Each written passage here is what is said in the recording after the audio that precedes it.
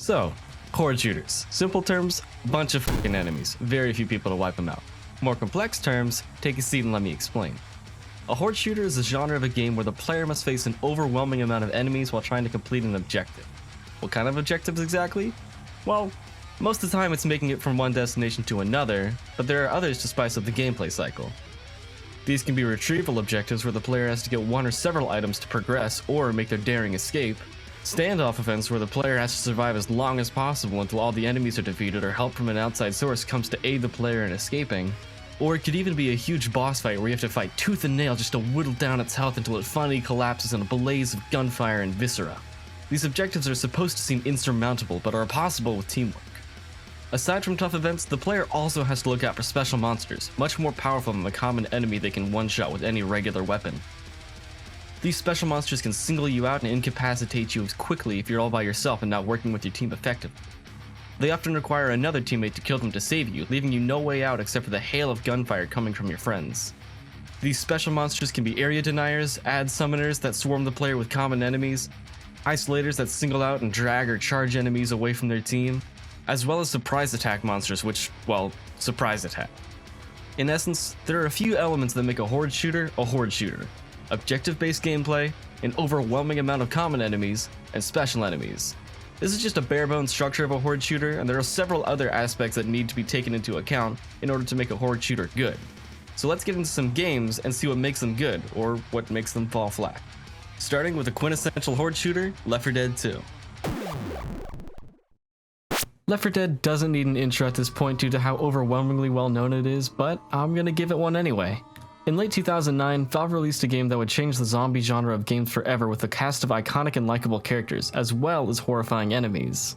Before, what used to just be a wave-based survival mode against the same enemies, Left 4 Dead revamped the zombie survival genre by emphasizing teamwork, making survival part of the objective rather than the objective as a whole, and the introduction of campaigns for Horde shooters. Classic games such as Gears of War 3 and Call of Duty World at War included Horde modes, but the only objective in each was to survive for as long as possible, which Left 4 Dead took to the next level.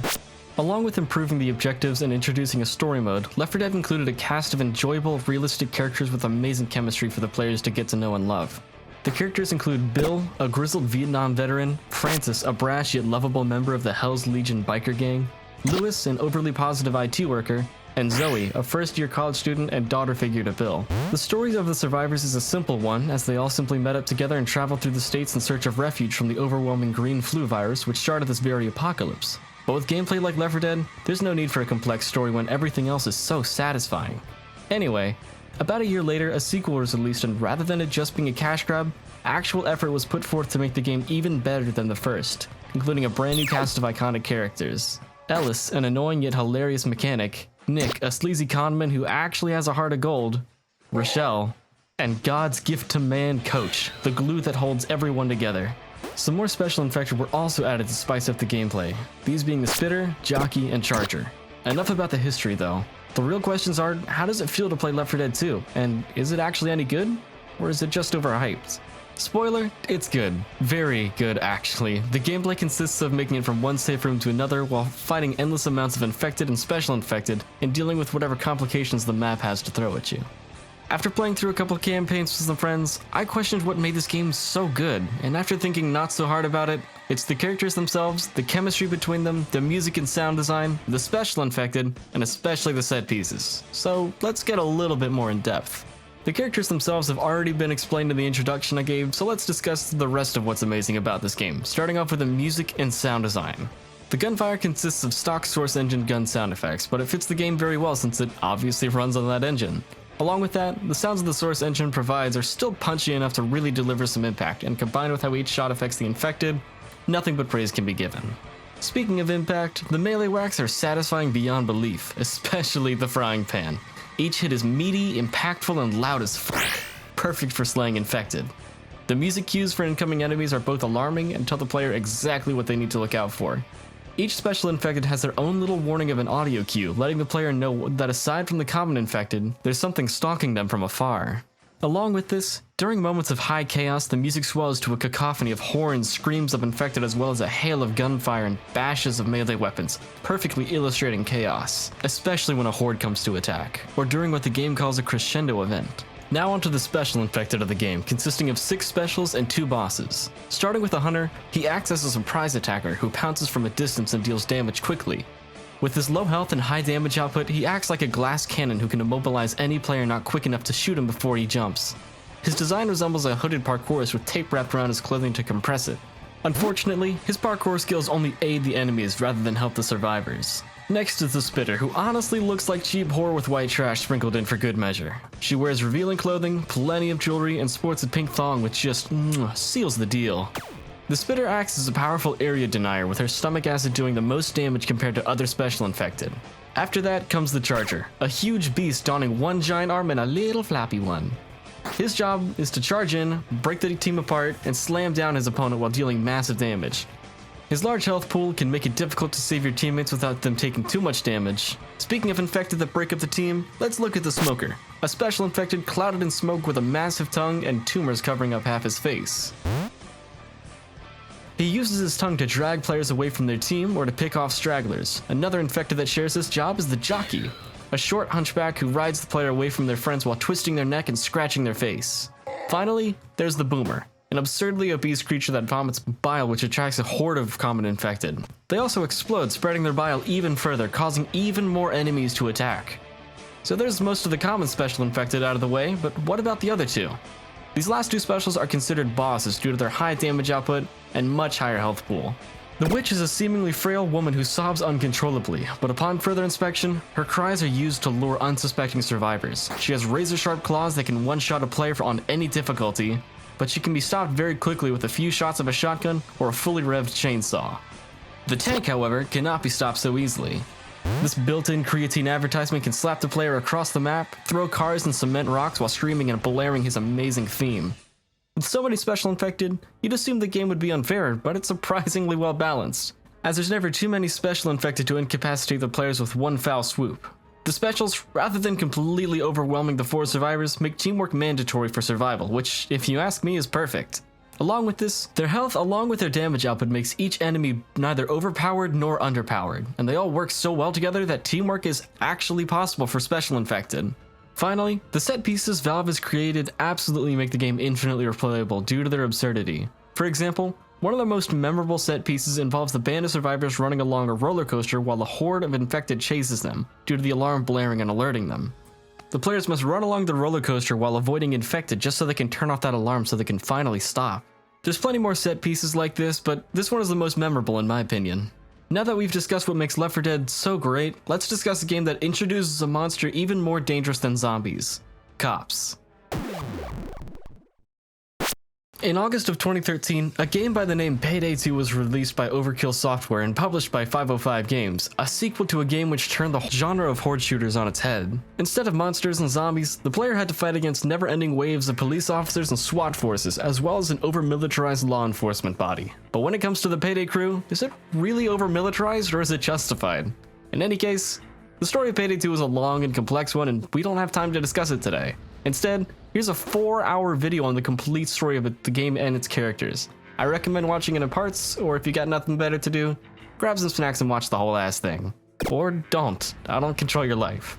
Much like Left 4 Dead, the story doesn't have to be known in order to enjoy the gameplay. As a matter of fact, I don't even know the complete story of PAYDAY 2, and I still enjoyed my time playing it immensely. Speaking of which, let's get into the gameplay and see what makes this game absolutely solid. Compared to Left 4 Dead 2, PAYDAY's gameplay is a bit more complex and a bit harder at that. With enemies that can shoot, it's a smidge harder to defend yourself against endless waves of enemies. But aside from enemies with guns, how does this game differentiate itself from Valve's sonic boom of a release, and what makes it a solid entry into the horde shooter genre?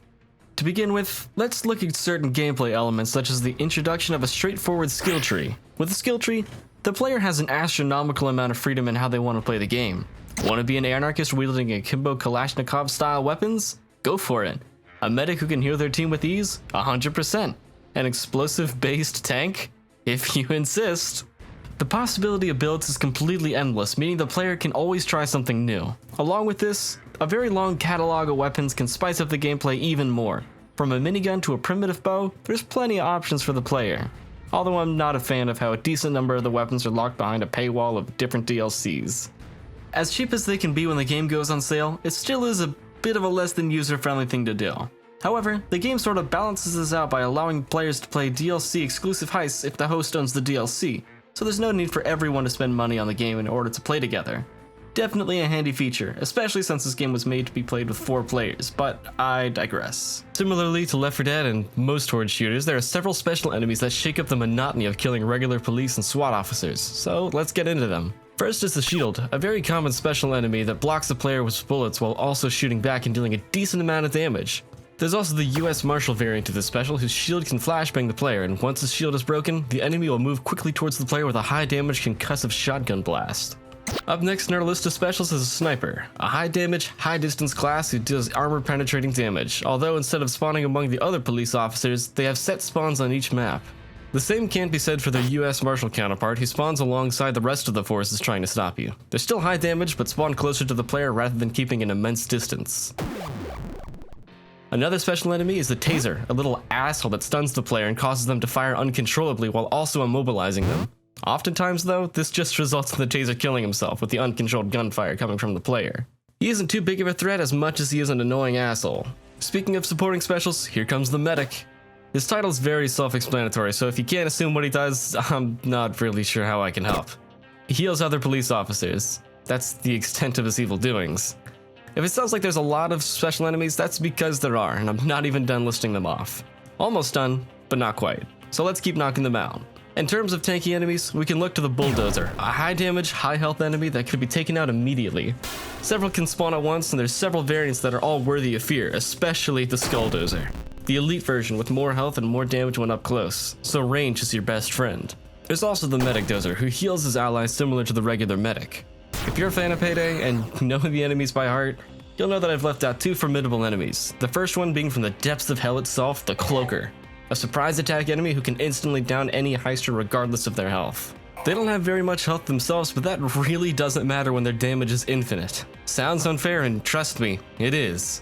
Finally, there's Captain Winters, who I actually haven't encountered in the game, but according to my friends, he's a seriously formidable enemy who can't be killed. Instead, he just retreats with his horde of men is killed, or when he takes too much damage. His whole gimmick is his Spartan-like shield formation, which is certainly a force to be reckoned with. The best way to deal with this force is using armor-penetrating weapons, or using sniper rifles, or explosives, and maybe even AoE damage such as Molotovs. With such a long catalog of enemies, it seems like the game would be completely unfair, and to a certain extent, the game can be. However, this is intentional. Would you expect robbing millions of dollars consistently and not deal with some sort of backlash from the law?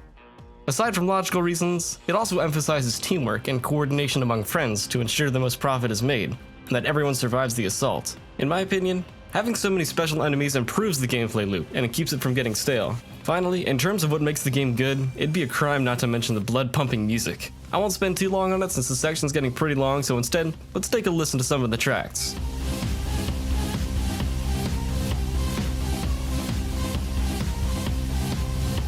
Now that we've discussed 2 solid entries to the Horde shooter genre, let's look at a controversial title by Turtle Rock Studios, Back 4 Blood.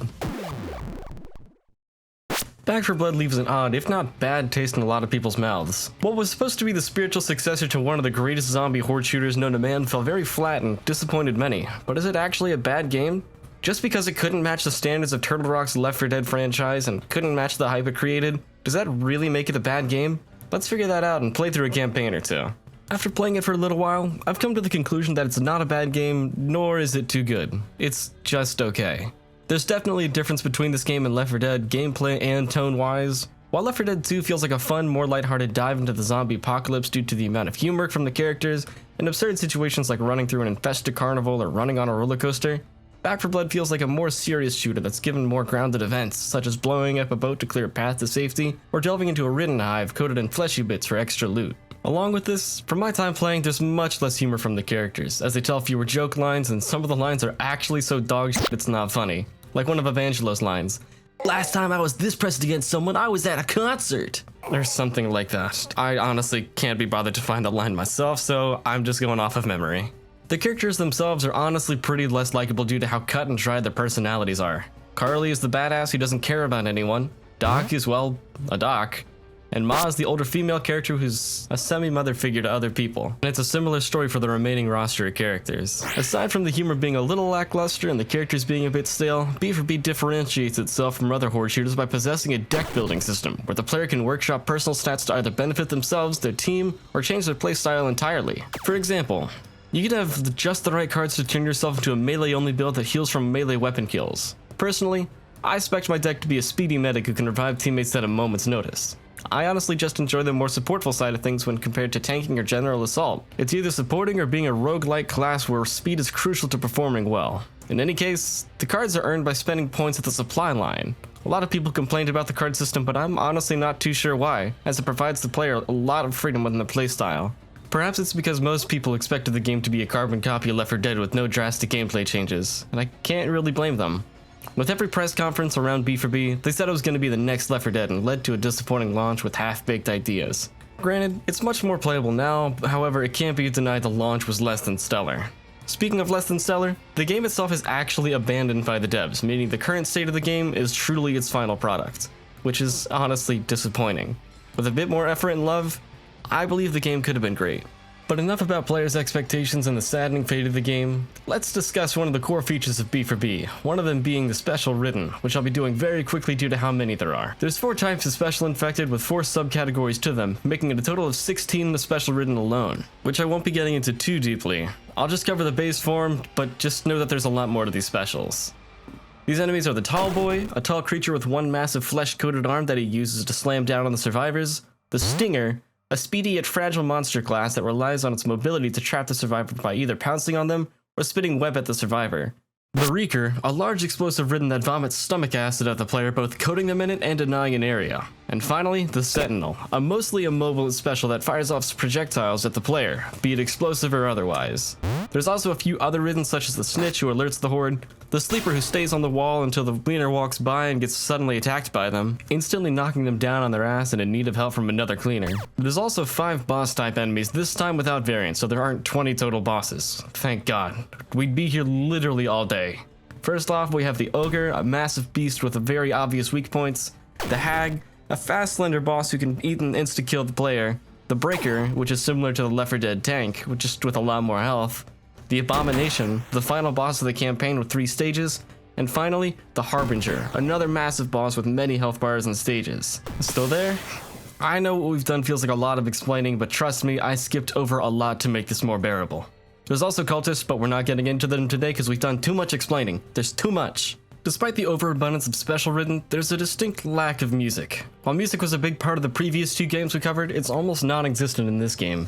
For the most part, the music is very generic, with music only being percussion, except for when the jukebox plays licensed music. It's kind of a shame because the previous 2 games that we mentioned prided themselves on their custom OST, but Back 4 Blood hardly possesses that, aside from the occasional themes that get quieted by gunfire and the sounds of the Ridden. Now that most parts of the games have been explained, let's answer the question of how does this game miss the mark and fall kinda flat when compared to more prestigious titles? In my opinion, it's due to the lack of character and charm the game possesses. The characters are one-dimensional, most jokes fall flat, and the music is very generic and uninspired. It also feels like it sorta wants to be a more modern, competitive Horde shooter title, which in turn just makes it feel a touch more restrictive towards the portion of its audience that wants a more casual experience. But if you're into something a touch more competitive and requires a bit of trying, it's not a bad choice.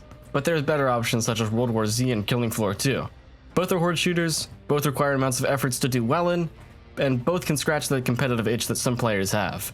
In conclusion, Back 4 Blood isn't a bad game. It's just okay.